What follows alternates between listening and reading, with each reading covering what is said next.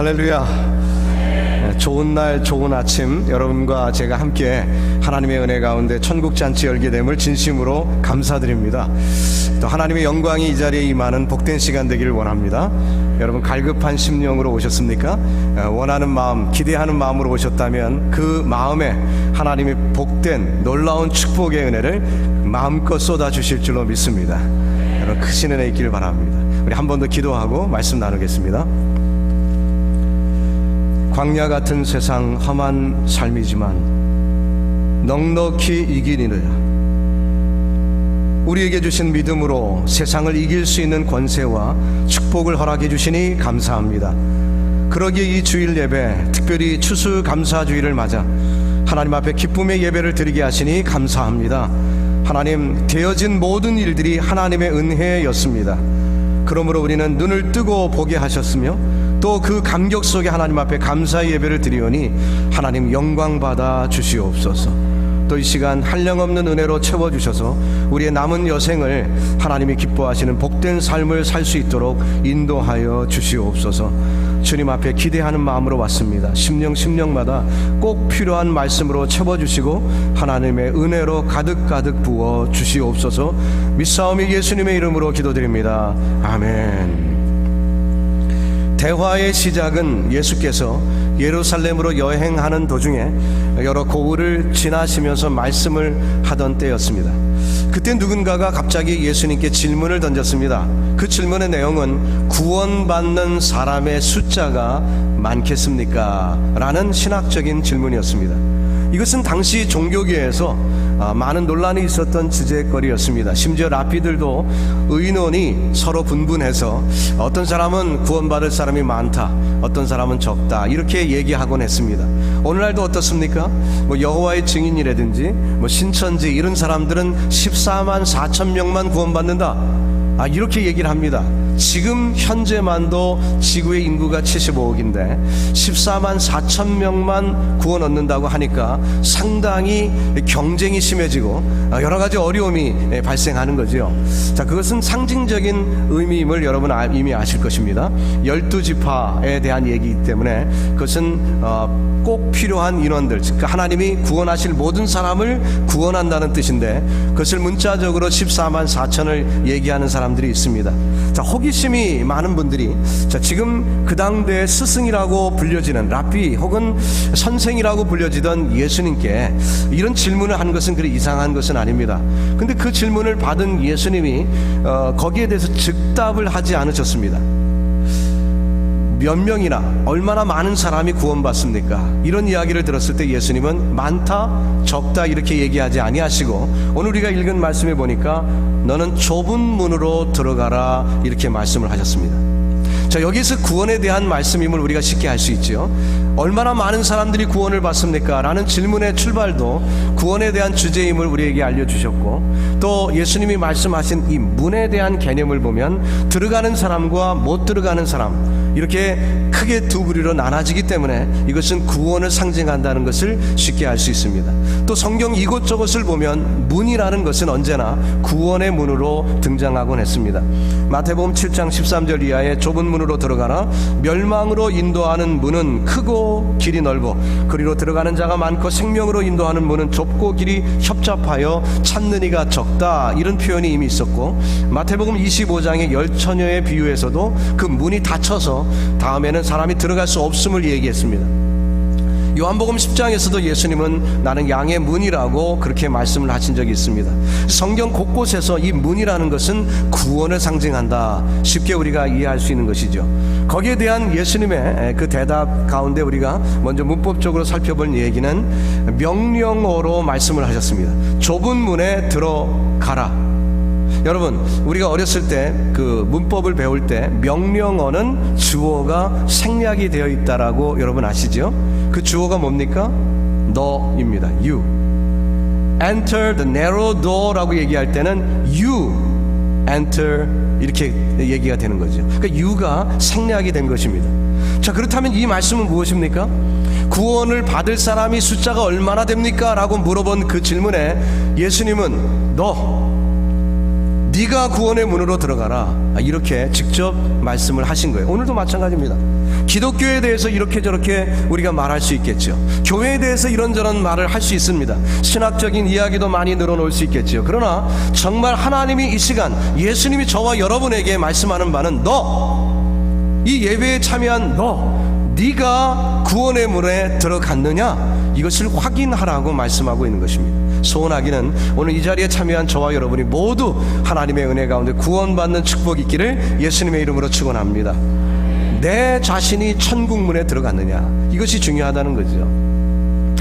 호텔에 방이 많은 호텔도 있고 방이 몇 개 안 되는 모텔도 있을 것입니다. 그렇지만 그것은 그리 중요한 것이 아닙니다.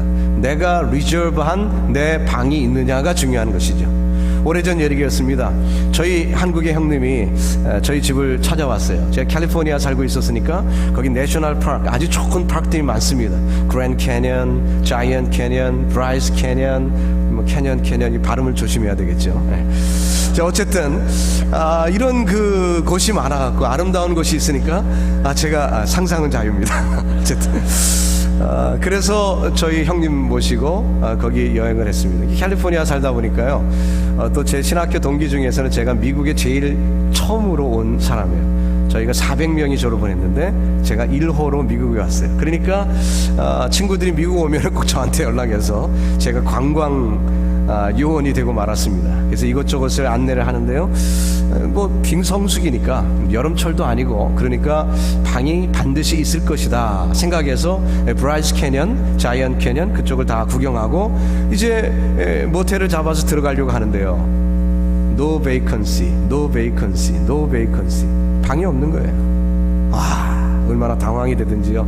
한국에서 오신 형님 4분, 또 우리 부모님, 그리고 저희 처와 제가 지금 여행을 하고 있는데 방이 3개가 필요한데 노 베이컨시 사인이 계속 보이니까 너무너무 황당했어요. 이 결국 어디까지 오시는지 아십니까? 라스베가스까지 돌아와서 잠을 잔 적이 있어요. 2시간을 운전해 와서. 얼마나 미안하고 창피하고 그랬는지. 그 다음부터는 저는 어디를 가면 꼭 방을 리저브하는 습관이 있습니다. 절대로 그냥 가지 않습니다. 방을 꼭 리저브하고 갑니다. 여러분, 천국도 마찬가지입니다. 여러분들이 도덕적으로 윤리적으로 잘 살았어요. 이웃 사람들이 저에게 말하기를 저 사람은 법 없이도 살 사람이야, 칭찬해주는 삶을 살았다고 합시다. 천국? 그런 데는 나 같은 사람이 가야지. 구원? 그거는 나같이 이렇게 정직하고 바르게 산 사람이 구원받는 거 아닌가? 이렇게 살다가 막상 죽은 다음에 천국 문턱에 들어갔을 때 어떻습니까? 거절을 당할 때, 내 방이 없다는 이야기를 들을 때 얼마나 황당할까요?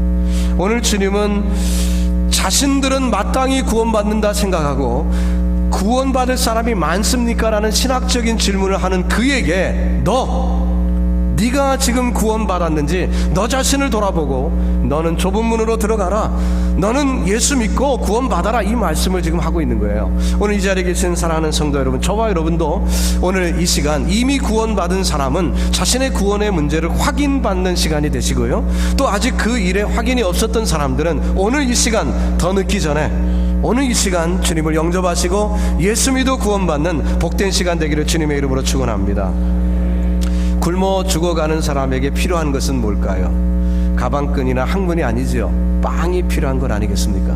구원받지 못한 사람에게 가장 필요한 것은 고상하게 철학이나 음악이나 이런 건 논하는 것이 아니라 당장 구원받는 게 필요한 것입니다. 여러분, 저와 여러분의 이 구원이 얼마나 중요한 것인지 다시 한번 오늘 이 복된 날에 확인하는 시간 되길 바랍니다. 예수님은 오늘 본문을 통해서 짤막하게 말씀하셨는데 거기에 3가지 교훈을 우리에게 주십니다. 첫 번째로 그 문은 좁은 문이라고 말씀했습니다. 좁은 문. 그 특징, 그 문의 특징이 좁다라고 얘기했습니다. 또 narrow door라고 말씀하셨어요.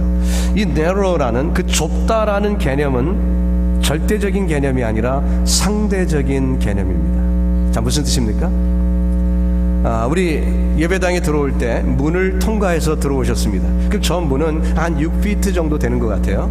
그것은 좁은 문, 넓은 문 표현하기가 어렵죠. 왜냐하면 샤킬 오닐 같은 농구 선수에게는 저 문은 좁은 문입니다. 그러나 저같이 아담한 사람은 저 문은 넓은 문이에요. 그렇죠?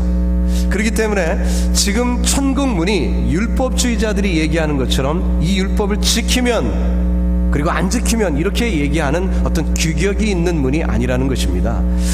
그 문이 아니라 예수님의 말씀 가운데는 좁은 문, 상대적인 의미로 얘기하고 있어요. 그 얘기는 무슨 뜻이냐면 예수 믿고 구원받는 모든 사람들에게 이 문은, 천국의 문은 누구에게나 좁은 문이라는 것입니다. 모태신앙이 있는 사람, 저같이 4대째 장로 집안에서 자란 사람은요, 종교생활, 교회생활이 익숙합니다. 11조요, 어렸을 때부터 훈련받았기 때문에 11조 하려고 할 때 고민 안 하고 합니다. 그런 거 어렵지 않아요. 왜? 좁은 문이 아니에요, 그런 것은. 그러나 예수님을 내 구주로 모시는 그 일은 누구에게나 좁은 문입니다. 왜냐하면 이것은 성령이 아니고서는 믿기 어렵기 때문에 그 문은 좁은 문이고, 그 일은 내 지식과 내 경험과 내 백그라운드로 되어지는 일이 아닌 것입니다. 아무리 모태신앙으로 자랐다 할지라도, 아무리 와이프가 훌륭한 믿음이 있는 사람이라 할지라도 와이프 치맛자락 붙들고 어머니 치맛자락 붙들고 천국 가는 게 아니에요. 내가 그 문에 들어가야 하는 것입니다. 내가 그 좁은 문에 아무리 비좁다 할지라도 그 문으로 들어가는 결단이 있어야만 하는 것입니다. 어떤 주인이 한 노예가 있었어요. 그 종이 너무나도 착실하고 너무나도 훌륭한 노예입니다. 그렇기 때문에 생활의 많은 것을 그에게 맡기고 살았대요. 어느 날 이 주인이 어디를 여행 갔다 오는 도중에 그에게 일을 맡겼습니다. 감자를 많이 소출했는데 그 감자를 두 곳으로 나누라 얘기했습니다. 그래서 큰 놈은 이쪽으로, 작은 놈은 저쪽으로 이렇게 나누어서 분류를 해놔라. 왜냐하면 큰 거는 더 값을 많이 받을 수 있으니까 그렇게 하려고 시도를 했습니다. 그래서 여행을 다 마치고 돌아왔어요. 이 착실한 종이니까 반드시 일을 다 이루었을 줄 믿고 돌아왔는데, 보니까 이 종이 감자 하나 딱 놓고 고민에 빠져 있어요. 일을 하나도 하지 않고. 주인이 화가 났습니다. 아니, 네가 성실한 종인 줄 알았는데 이렇게 게으름을 피우고 아무것도 하지 않은 이 도대체 어쩐 일이냐라고 이렇게 물으니까 이 종이 솔직하게 얘기합니다. 주인님, 이 감자가 큰 겁니까? 작은 겁니까? 더 큰 거에 비하면 작고 더 작은 거에 비하면 큰데 이거 제가 어디다 놔야 될지 모르겠습니다. 여러분 이해가 가시죠? 상대적이라는 것은 그런 개념이에요. 율법주의자들은 규격을 정해놓고 그대로 지키면 통과, 못 지키면 못 통과, 이렇게 이야기를 도식적으로 했지만 예수님은 그렇게 말씀하지 않았습니다. 상대적인 의미로 얘기했어요. 즉 천국 문은 누구에게나 좁은 문이라는 거예요. 어떤 사람에게는 천국 가기가 쉽고 어떤 사람에게는 천국 가기가 어려운 게 아니라 누구에게나 좁은 문이라는 거예요. 그리고 그 문은 하나밖에 없다고 말씀했습니다. 즉 예수 그리스도밖에 구원의 길이 없다는 것입니다. The narrow door라고 말씀했습니다. 요한복음 14장 6절에 보니까 주님은 내가 곧 길이요 진리요 생명이니 라고 말씀했습니다. 오늘 우리가 비디오 클립을 보셨는데요, 거기에 내레이션 하신 분이 누군지 목소리 듣고 혹시 아셨습니까? 네, 고 하영조 목사님이죠. 하 목사님이 그 비디오 클립을 참 아름답게 그렇게 남겨놓으셔서 참 그 구성진 목소리를 이렇게 참 오랜만에 듣게 되는데요, 사실 우리가 예수님이 유일한 길이다라고 얘기하면 우리 기독교를 배타적으로 오해하는 그런 사람들이 있어요. 니들만 잘났다 그래, 다른 사람들은 다 못났고 니들만 잘났다는 얘기지 하고 기독교를 폄하하는 그런 분들도 있습니다. 그러나 죄송합니다마는 다른 길이 없는데 어쩌겠습니까? 다른 길이 없는데 어쩌겠어요? 제가 몇몇 종교를 한번 여러분께 소개해 드리겠습니다. 힌두교를 한번 생각해 봅시다. 힌두교, 교주가 없습니다. 우리 그 빌라델피아 교회에서도 네팔에 선교를 하시는 걸로 알고 있는데요, 이 네팔의 인구가 몇 명인지 아십니까? 약 한 3천만 정도 됩니다. 3천만. 그러니까 남한보다 좀 작죠. 3천만. 그런데 그 네팔의 신이 몇쯤 되는지 아십니까 혹시? 3억이 넘습니다. 사람 인구보다 10배가 더 많은 신을 섬기는 나라가 네팔이에요. 힌두교죠. 모든 게 다 신이에요. 이 나무도 신이고 저것도 신이고 동물도 신이고 다 신입니다. 여러분들 알다시피 뭐 소만 신이 아니라 다 신이에요. 그러니까 그분들 이 교주도 없고요, 그들이 가진 경전이라는 것은 성현들의 글을 모아놓은 것에 불과합니다. 그러니까 그 길을 소개할 수가 없죠. 불교는 어떻습니까? 석가모니가 시작을 했습니다. 그러나 내용을 읽어보면 어떻습니까? 물론 저는 지금 소승불교가 아니라 대승불교를 얘기하는 건데요. 누구든지 수양을 하면 해탈을 해서 부처가 될 수 있다. 성불, 부처가 될 수 있다고 얘기합니다. 즉 석가모니 없이도 불교는 존재가 가능합니다. 이슬람교를 예를 들어봅시다. 무함마드가 시작을 했지만 코란을 보면 무함마드 역시도 최대의 선지자일 뿐입니다. 그는 신이 아닙니다. 그러므로 이슬람교는 모하메드 없이도 존재가 가능합니다. 자, 유교를 한번 봅시다. 공자가 시작을 했지만 그 스스로도, 공자 스스로도 나는 배울 준비가 되어 있는 학생이라고 말을 했습니다. 절대적인 진리를 얘기한 적이 없어요. 모든 종교들이 그 문을 보여주겠다, 그 길을 보여주겠다, 그 길로 안내하겠다라고 말하지만 정작 이것이 길이다 혹은 내가 길이라고 말한 이는 아무도 없습니다. 예수님만이 나는 곧 길이요 진리요 생명이라 I am the way라고 주님은 말씀하셨습니다. 예수 없이 하나님을 알 수도 없습니다. 예수 없이 하나님께 이를 수도 없습니다. 예수 없이 생명을 얻을 수 없습니다. 사람들이 배타적이라고 해도 할 수 없어요. 그러나 예수님처럼, 예수님만큼 누구보다도 가난한 자와 과부와 고아를 사랑하니 없습니다. 주님은 모든 이를 품고 사랑하지만 정작 구원의 문을 들어가기 위해서는 그 문을 통과해야만 들어갈 수가 있는 것입니다. 2000년 전 팔레스타인 지방을 샌들 신고 토박토박 다니시던 주님, 하나님이신 그분이 이 땅에 오신 그 모습을 보십시다. 그분은 어린아이로 인간으로 이 땅에 오셨습니다. 절대자가 대소변을 가리지 못합니다. 절대자가 먼지 쓰시고 걸어 다니십니다. 절대자가 십자가에 못 박혀 죽으십니다. 그 모든 일련의 사건이 목적 딱 한 가지를 이루시기 위한 것입니다. 그것은 바로 저와 여러분, 이 자리에 계신 저와 여러분을 살리기 위한 구원의 문이 친히 되셔서 그 문을 통과하도록 주님은 그 문이 되어 주신 것입니다. 여러분, 믿음으로 그 문을 활짝 열고 들어가시길 예수님의 이름으로 축원합니다. 그 예수님을 영접하는 방법이 무엇입니까? 믿음입니다. 말씀에 대한 반응, 첫날 시간에도 우리가 생각해 봤는데요. 바른 반응은 믿음입니다.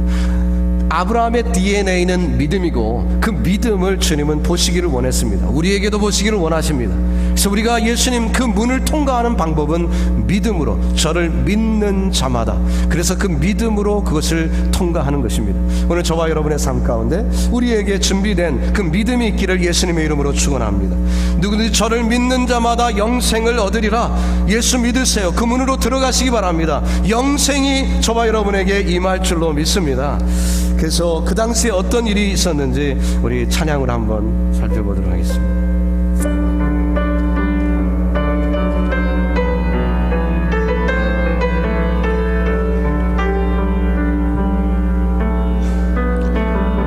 수많은 무리들이 줄지어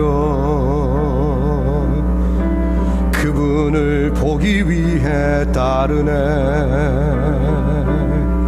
평범한 목수이신 그분 앞에 모두 무릎이 꿇어 경배하네. 모든 문제들 하나하나 죽음까지도 힘을 잃고 생명의 근원 대신 예수 이름 앞에 모든 권세들 굴복하네.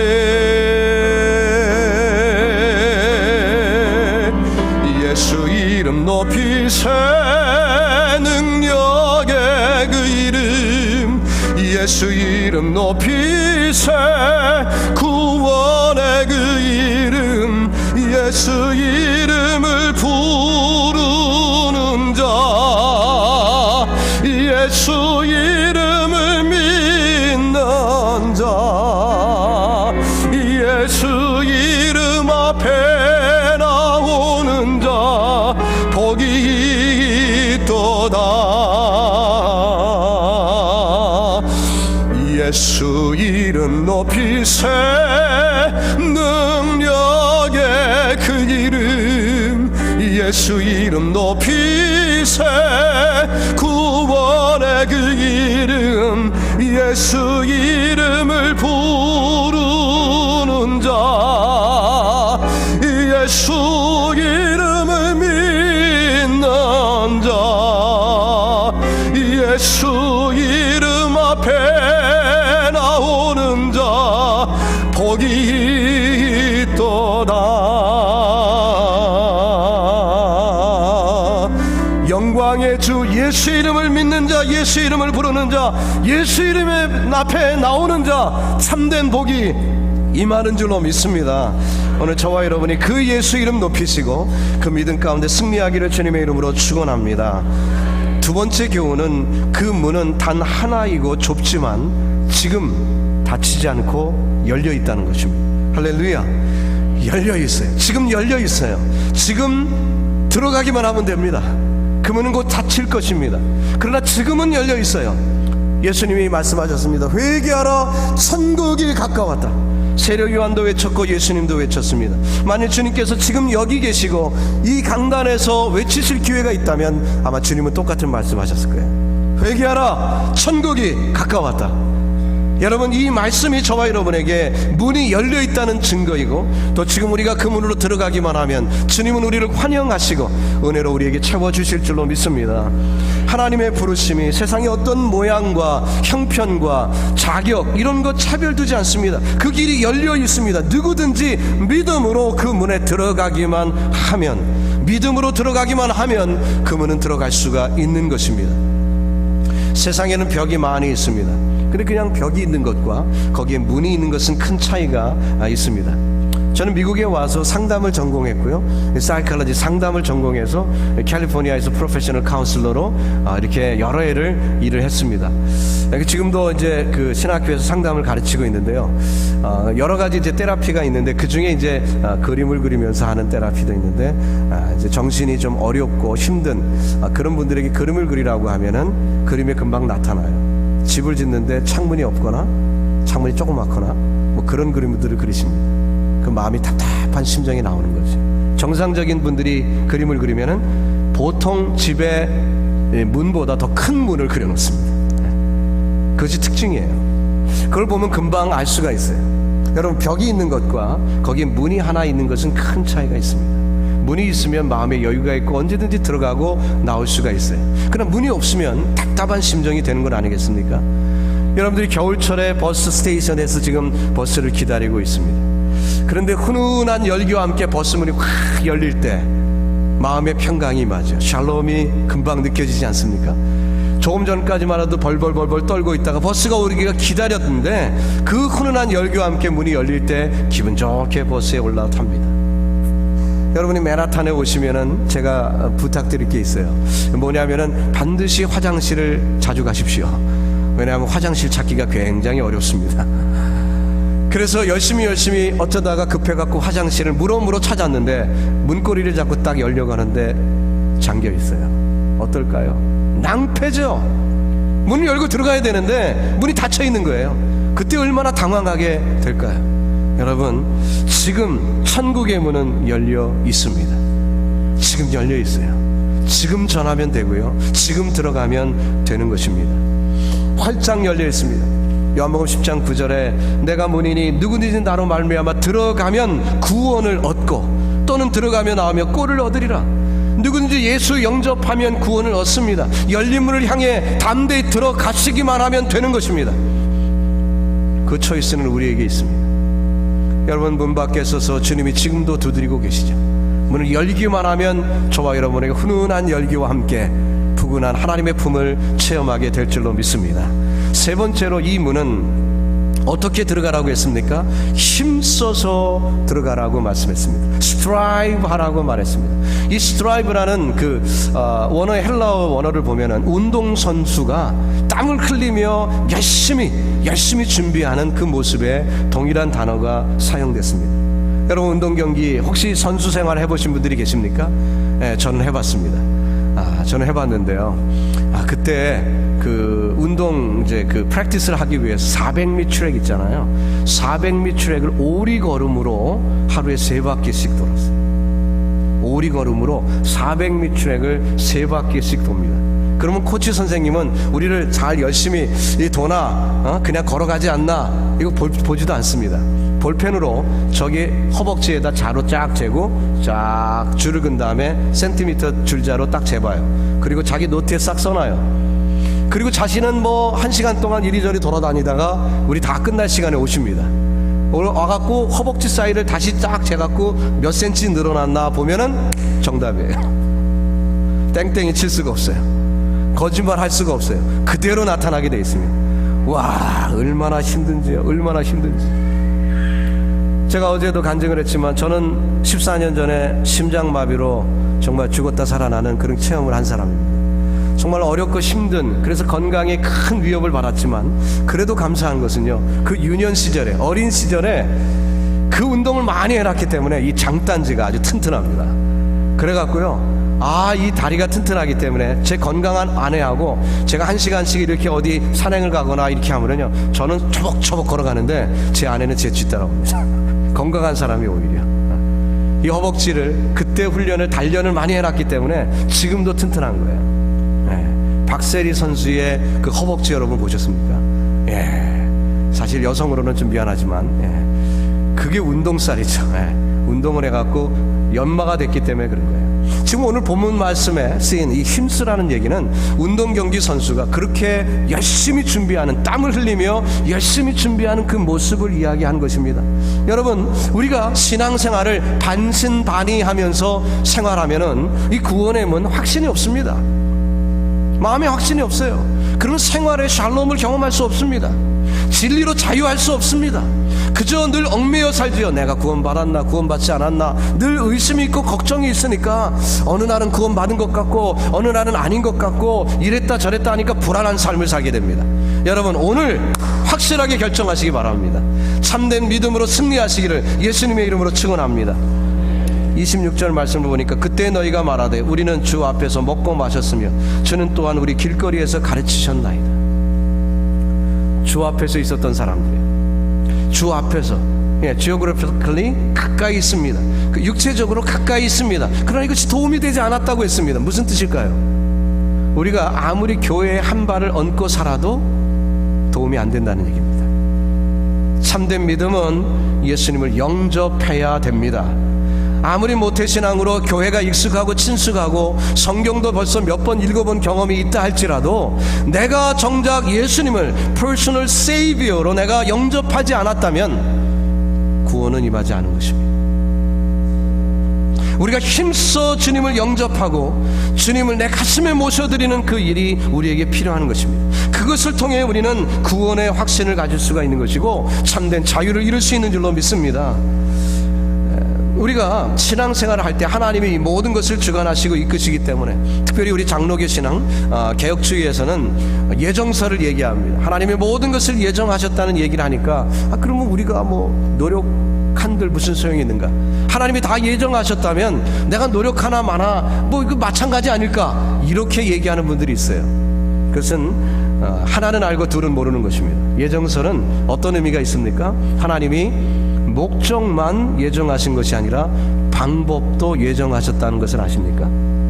내가 오늘날 열심을 안 내고 있으면, 내가 오늘날 내가 예수님을 영접하는 액션이 없으면 그것도 예정된 거예요. 그것도. 그렇기 때문에 내가 지금 오늘 주님과 함께 동행하는 삶을 살고 있다면은 내가 지금 예수님을 영접하는 이 사실이 증거로 나타나야 된다는 것입니다. 어떤 사람이 캘빈주의를 잘못 오해해갖고, 캘빈주의는 하나님 100, 인간 0, 알미니언주의즘은 인간 100% 그리고 하나님 0로 오해하는 분들이 있어요. 캘빈이즘은 그게 아닙니다. 캘빈이즘은 하나님 100, 인간 100이에요. 100. 하나님은 우리를 로봇으로 지으시지 않았습니다. 자유의지를 지고 우리에게 마음껏 결정하게 하셨어요. 그런데 하나님 앞에서 돌아보니 하나님이 나를 인도하셨더라라고 고백하는 거죠. 그래서 이 예정설은 신앙 고백입니다. 하나님의 절대 주권에 대한 인정이고 고백이에요. 결과론적으로 보니까 하나님이 하셨더라라고 하는 거지, 과정론을 우리가 얘기하기는 어려운 것입니다. 그렇기 때문에 결국 하나님의 절대권 가운데 그렇게 되었구나, 내가 내 스스로 믿은 줄 알았는데, 내가 스스로 열심을 낸 줄 알았는데 알고 보니 하나님이 나를 그렇게 인도하여 주셨구나. 이것이 참된 신앙 아니겠습니까? 여러분, 오늘 이 시간 속에서 내게 열심이 없다면 여러분 의심하세요. 내가 구원받지 못한 것은 아닌가? 그렇다면 이 시간 열심을 내시고 하나님 앞에, 정말 이것은 죽고 사는 문제입니다. 죽고 사는 문제예요. 대충 그렇게 한 발만 얹어놓고 살 수 없어요. 여러분, 확실한 믿음 가운데 승리하기를 주님의 이름으로 축원합니다. 믿음은 들음에서 나며 들음은 그리스도 예수의 말씀으로 말미암습니다. 여러분, 우리가 지금 이런 듣는 시간이 너무나도 소중한 시간입니다. 들을 기회가 주어졌습니다. 지금 듣습니다. 하나님의 말씀을 듣습니다. 내 마음속에 믿음이 생성되는 순간 하나님이 이미 저에게 예정하신 것이고 나를 구원하신 손길로 우리를 불러내시는 줄로 믿습니다. 그러기에 주일 한 번만 갖고는 좀 모자라요. 여러분, 우리 김 목사님이 열심히 설교 준비하시고 기도하셔서 준비한 말씀, 성경 공부나 우리 금요 집회 여러분 많이 나오시기를 바랍니다. 새벽 재단 여러분 나오세요. 제가 어제 새벽 재단 이렇게 같이 섬겨 보니까 분위기가 짱이에요. 분위기가. 이야, 저희 교회도 새벽 기도 열심히 하지만 여러분, 우리 빌라델피아 교회가 저희 교회보다 나은 것 같습니다. 솔직히 얘기해서. 다른 건 저희 교회가 다 나은 것 같은데 어제 새벽 기도 그 분위기는 여러분이 훨씬 난 것 같아요. 아멘도 안 하시네. 너무 당연한 거를 뭐 얘기하시나 그러는 것 같은데. 성경을 보세요. 소경 바디메오가 구원을 받습니다. 아무것도 안 하는데 감나무가 뚝 떨어지나요? 아닙니다. 소경 바디메오가 주 다윗의 자손 예수여라고 외치는 열심이 그에게 필요했습니다. 그가 주님 앞에 그렇게 부르짖지 않았다면 어떤 일이 벌어졌을까요? 뭐 역사에는 가정은 없는 것이지만 그에게 주 다윗의 자손 예수여라고 울부짖는 그 모습이 필요했습니다. 삭개오가 뽕나무 위에 올라가는 열심이 없었다면 그의 집에 그날 예수님을 모시지 못했을 것입니다. 여러분, 우리가 아무리 세상에서 믿음 생활한 그 일이 익숙하다 할지라도 대충 해서는 곤란합니다. 예전에 깨닫지 못했던 진리를 깨닫는 순간 조용히 눈물을 적시는 순간이 있었습니까? 여러분, 신앙이 뭐죠? 사고의 전환입니다. 생각이 바뀌는 거예요. 그래서 생각의 주체가 바뀌고 성령이 오셔서 내 마음을 주관하시는 것이 신앙생활이에요. 그것이 전환되는 모습이 구원받는 성도가 체험하는 것이죠. 사고의 전환이 우리에게 일어나거든요. 그때 그 감격이 우리에게 임합니다. 깨닫지 못하던 말씀이 깨달아집니다. 지루하던 말씀이 이해가 됩니다. 열심히 어떤 사람이 열심히 생기게 됩니다. 비록 사회의 외톨이가 되어도 좋습니다. 남들이 나를 향하여 예수쟁이라고 비양당돼도 좋습니다. 힘쓰는 일 하나님의 축복인 줄 믿습니다. 여러분, 게을리하지 마시고 그 문에 들어가기를 힘쓰시기 바랍니다. 그렇게 하는 것이 축복이요, 죄송합니다만 그렇게 안 하면 죽습니다. 여러분, 믿음 생활 지금까지 하던 것 어떻게 해오셨는지 모르지만 저는 이제 오늘 여러분과 빠이빠이 하고 갑니다. 그렇지만 여러분의 신앙생활에 좋은 열매가 주렁주렁 맺혀서 우리 천국에서 다시 보는 놀라운 축복이 임하기를 주님의 이름으로 축원합니다. 과연 좁은 문으로 들어가는 삶 여러분 살고 계십니까? 그 문은 예수 그리스도입니다. 그 문은 지금 열려 있습니다. 그러나 곧 닫힐 것입니다. 때를 놓치지 마십시오. 때를 놓치지 않기 위해서는 지금 여러분 아무리 바쁘고 여러분이 애쓰시는 수많은 일들이 있다 할지라도 우선순위가 그것이 아닙니다. 구원이 먼저입니다. 그리고 다른 것은 다 나중이에요. 저는 죽을 고비를 제가 넘겨보고 제 아들도 넘겨보고 그런 경험을 하면서요, 사람이라는 거 별거 아니구나. 제 관상동맥 3개가 나가는데 3개가 99% 뭐 이를 다 막혀버렸어요. 꼼짝없이 죽는 거예요. 3개가 다 막혔어요. 어찌 그럴 수 있는지 몰라요. 보통 사람 같으면 하나 혹은 2개 막히는데요, 저는 3개가 몽땅 다 막혔어요. 의사 선생님도 어떻게 이렇게 살았는지 모르겠다고 웃으면서 너털 웃음으로 하면서 얘기하더라고요. 그러나 하나님이 살려주시고 지금 이렇게 사역을 하고 있는데요, 정말 죽고 사는 문제보다 더 중요한 게 어디 있겠습니까? 저는 어렸을 때 그 대연각 호텔 화재 사건 지금도 기억합니다. 명동에 있는 그 대연각 호텔, 거기에서요 생중계를 했잖아요. 그때 흑백 TV 시절인데 여러분 보신 분들 기억나실 거예요. 그때는 방송국도 몇 개 없던 시절이니까. 그때 2개 있었나요? 그랬는데 거기에서 어떤 분이요 매트리스를 안고 그냥 뛰어내리는 장면이 지금도 생각이 나요. 근데 불행히도 매트리스가 턱 뒤집혀서 떨어지더라고요. 그 사람은 그 안에 있으면 불에 타 죽거나 가스 때문에 죽거나 열기 때문에 죽거나 어차피 죽을 것이라고 생각했어요. 자기가 살 수 있는 조금이라도 희망이 있는 것은 뛰어내리는 길밖에 없는데 그냥 뛰어내리면 그냥 죽으니까 매트리스를 안고 뛰어내리면 혹시 그대로 떨어지면 살까 했지만 불행히도 뒤집히고 말았어요. 구원이라는 단어는 전제가 있는 말입니다. 구원 못 받으면 죽는다는 거예요. 연옥은 없습니다. 천국 못 받으면 지옥이에요. 어제 얘기했죠. 천국은 왜 갑니까? 아버지 집이니까 혹은 내 집이니까 가죠. 구원받은 성도에게는 천국 문, 이게 두려움의 존재가 아니라 아주 기쁨의 샬롬을 체험한 성도의 고백이죠. 여러분 그런 은혜가 넘치기를 주님의 이름으로 축원합니다. 그래서 우리 빌라델피아 온 성도님 단 한 분도 빠뜨림이 없이 천국 문에 다 들어가시고 하나님의 은혜 체험해서 우리가 정말 천국에서 서로 얼굴을 대하며 하나님의 은혜 가운데 기쁨의 잔치를 하는 그 축복의 날을 기대해 봅니다. 여러분 놀라운 그 소식 들려지기를 우리 구주 예수님의 이름으로 축원합니다. 기도하겠습니다.